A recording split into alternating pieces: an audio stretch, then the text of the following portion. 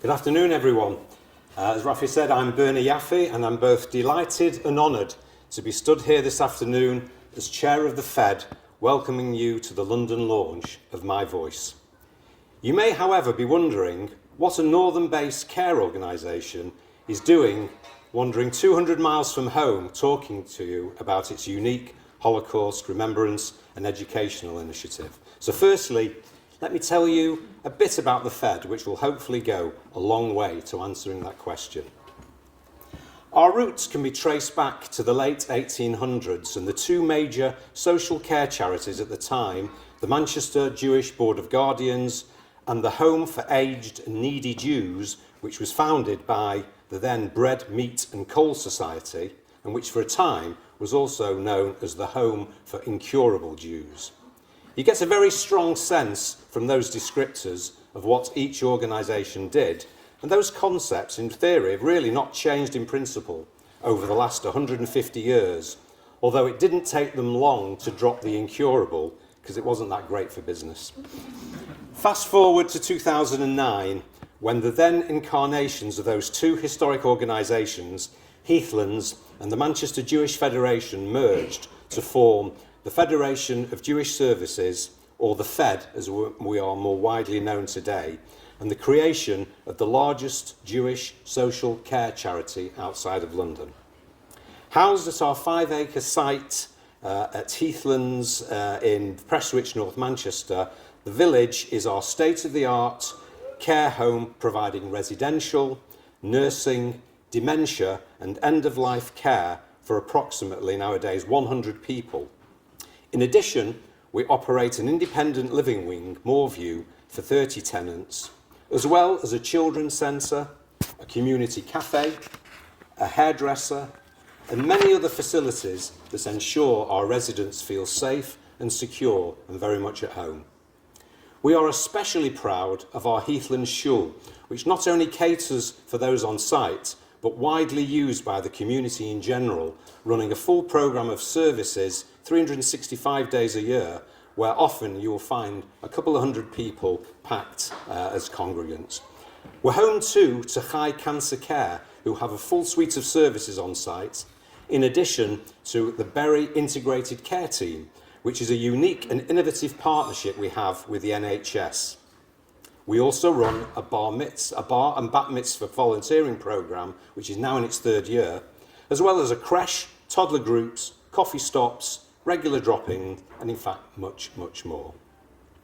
Outside of Heathlands, our community services team, supported by an amazing group of social workers and carers, now look after 1 in 7 Jewish homes in Manchester. That's over 6,500 people, covering loneliness, isolation, poverty, domestic, sexual and child abuse, self-harm, and a whole range of mental health and other related issues. It's perhaps easy to understand now why we often refer to the Fed as the community safety net, and all supported by a dedicated team of 350 full-time staff and 550 volunteers. Now, you might just have noticed that I've not mentioned older people once, and that's because, as I've hopefully demonstrated, we don't think of the Fed as an old age organisation, but rather an all age organisation. And so the Fed is proud in 2024 that we are turning the traditional care model on its head, setting us apart from most other organisations by demonstrating, amongst other things, why we feel it is so important to place Jewish continuity at the core of everything we do, and as a means of ensuring not only the sustainability of our own organisation, but all communal organisations generally. No longer is it viable or indeed desirable to operate in those old-fashioned silos, looking solely after our own interests. In fact, the speed of change and demographics are changing the communal needs. That's all been put paid to. But instead,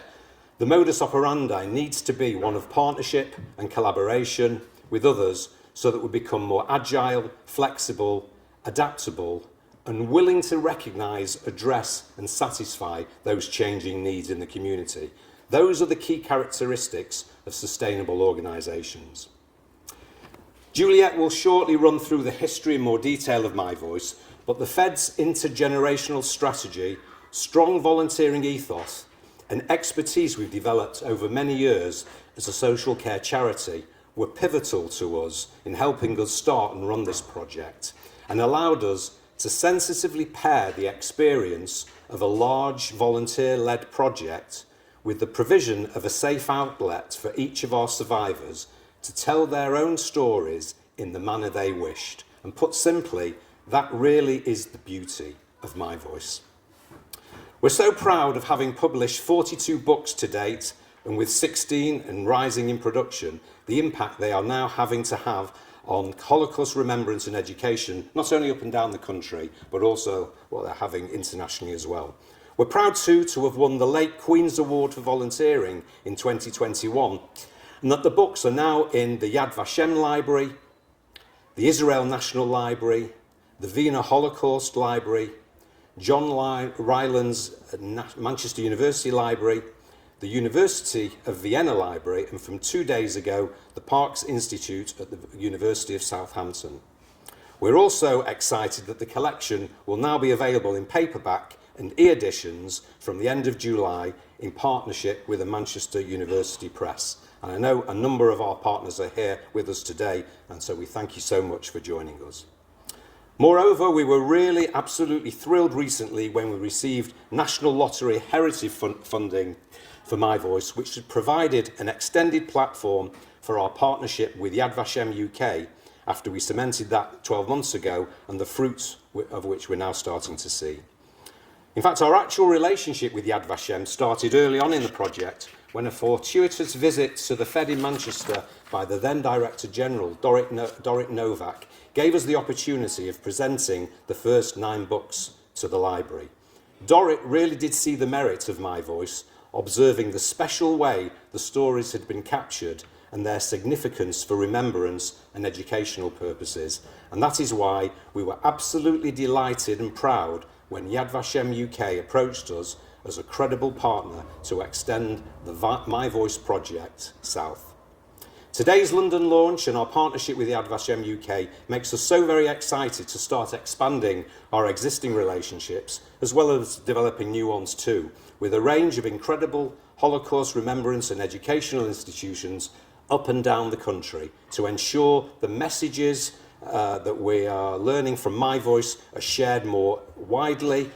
than ever with a growing range of interest groups and new target audiences. And so finally, before I hand over, I want to thank you all for joining us this afternoon at this amazing event. A huge thank you to the My Voice team led by Juliet under the guidance of Bernie Gardner and our community services team, to many, many more book releases and continued success for our growing and exciting project. Thank you.